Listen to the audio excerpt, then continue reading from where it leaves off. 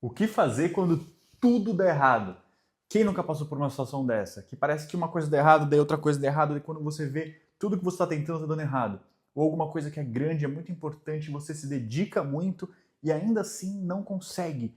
Você dá o seu melhor, você faz tudo que outras pessoas de repente fizeram e conseguiram, mas para você não funciona. Eu já passei por isso várias vezes e eu imagino que você também já tenha passado. E eu aprendi, eu assimilei alguns pensamentos que me dão forças e que me ajudaram muito a conseguir lidar com essa dificuldade, com essa frustração.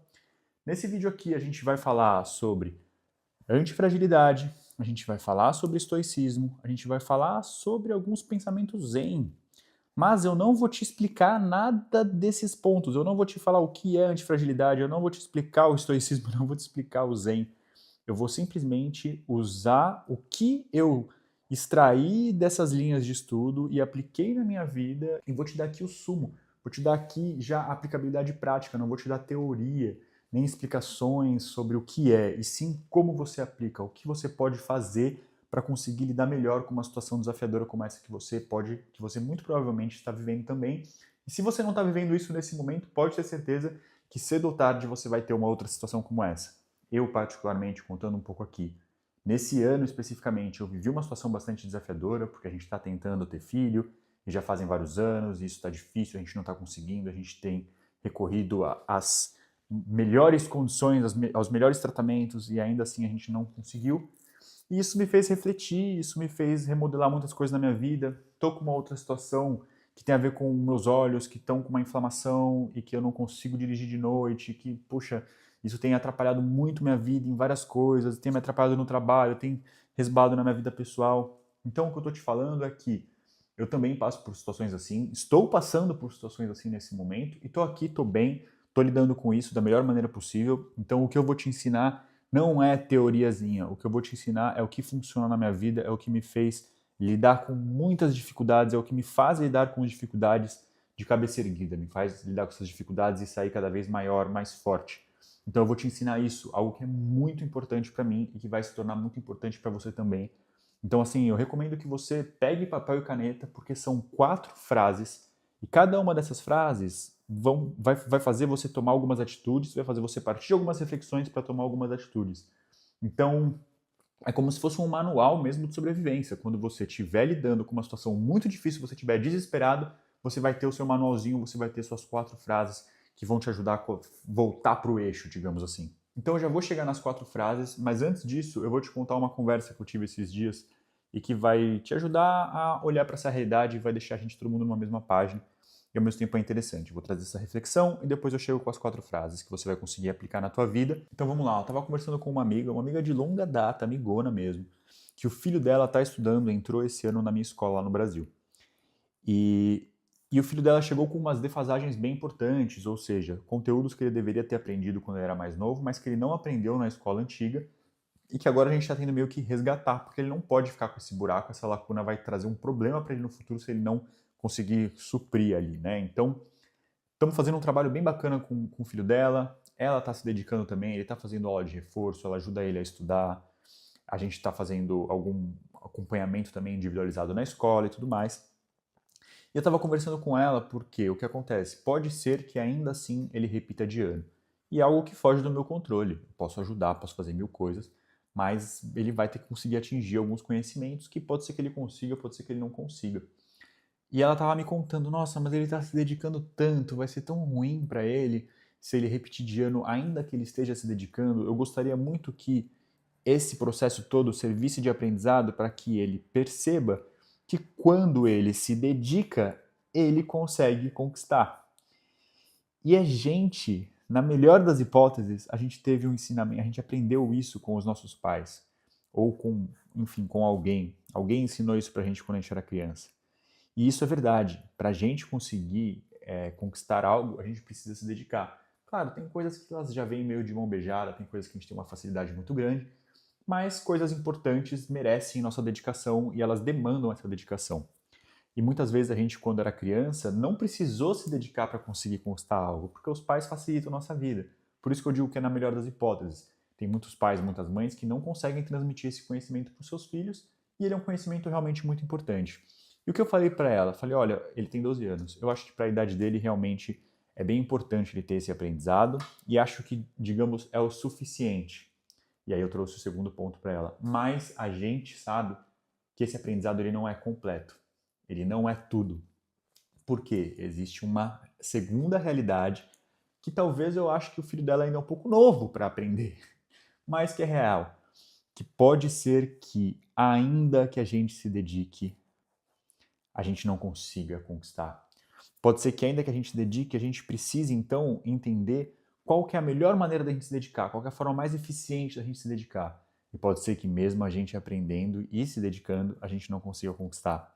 Pode ser que a gente tenha que fazer isso durante muito tempo, que esse tempo de dedicação tenha que ser longo e que a gente permaneça durante esse longo tempo buscando uma maneira melhor de se dedicar, a maneira mais eficiente.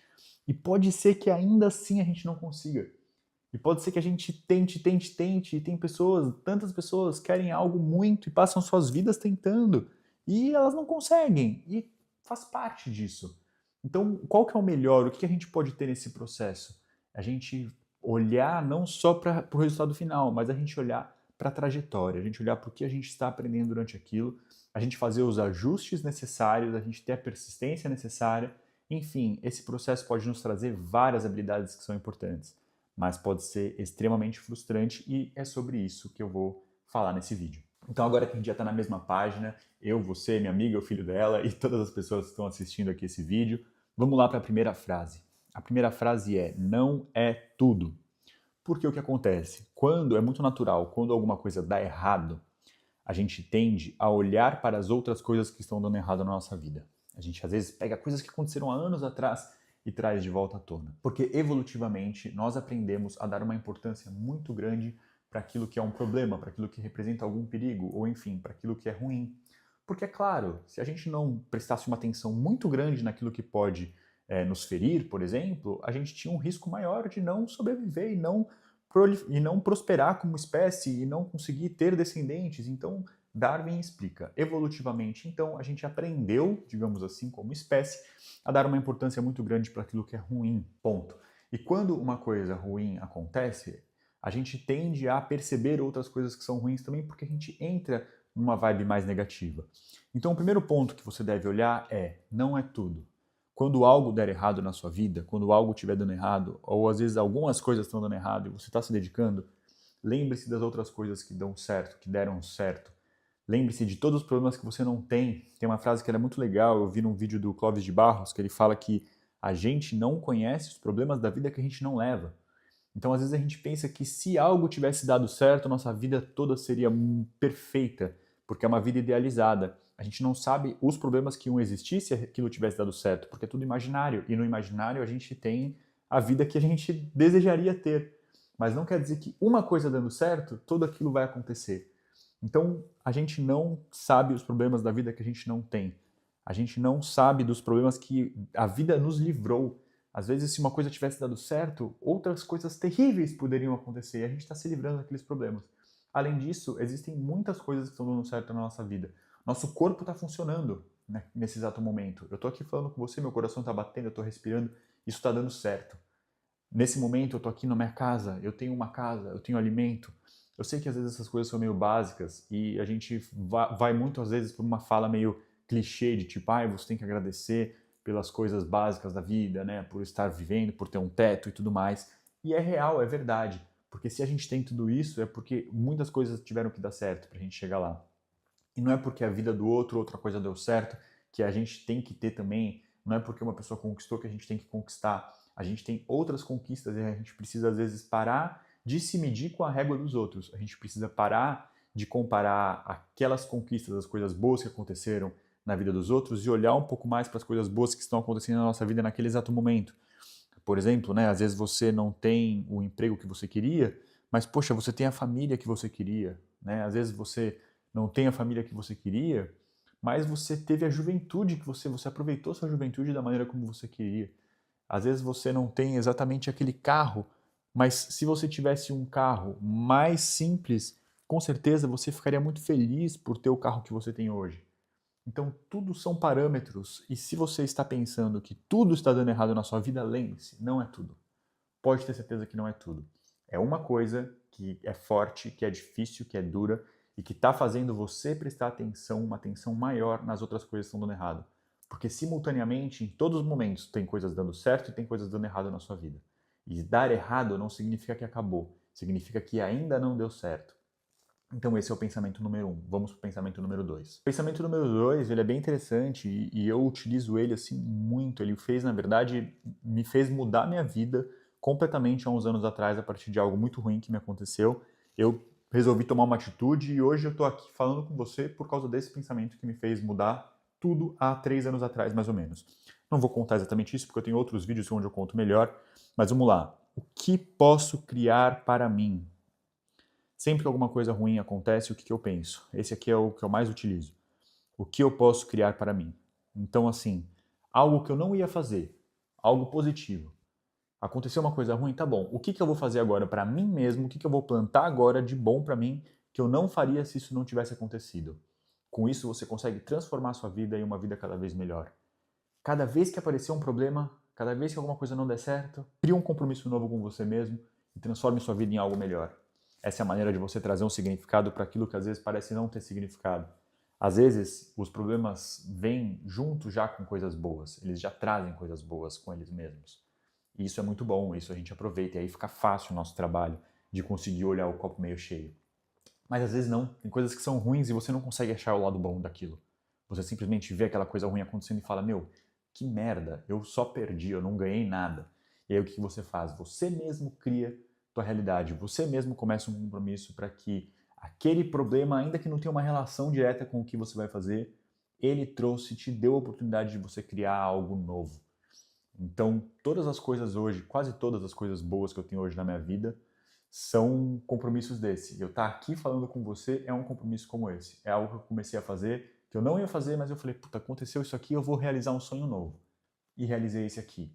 E, enfim, eu tô aqui, eu tô em Portugal, morando numa cidade do interior que tem praia. Eu morar na praia, no interior, em outro país, também é um compromisso desse. Eu estar falando com você, eu estar podendo falar com você e eu não ter vergonha, porque antes eu era obeso, eu não gostava de tirar foto, não gostava de me gravar e me ver, também é outro compromisso desse. Então, cada vez que acontecer uma merda na sua vida, mostre que você é mais forte. Crie um compromisso com você mesmo e crie uma realidade nova que não existiria se você não tivesse tido esse pontapé inicial. Fechou? Vamos para o pensamento 3. O pensamento 3, eu vou primeiro dar um exemplo da frase mais clichê, que é: o que a vida quer me ensinar? Ou seja, o que a vida está querendo me ensinar com isso? É uma coisa que sempre eu ouvi da minha mãe que me ensinou isso, mas eu criei uma versão melhorada em relação a isso, que é: como posso me tornar melhor? Porque a vida querer me ensinar é o de menos, né? Você querer ensinar, se você tá, eu sou professor, você está numa sala de aula, você quer ensinar um negócio, mas o aluno não quer aprender, o aluno não ouve, não dá atenção, não muda nada. A vida querer ensinar não é o grande ponto. O grande ponto é o que eu posso aprender. E por que eu aprendo? Porque eu quero me tornar melhor.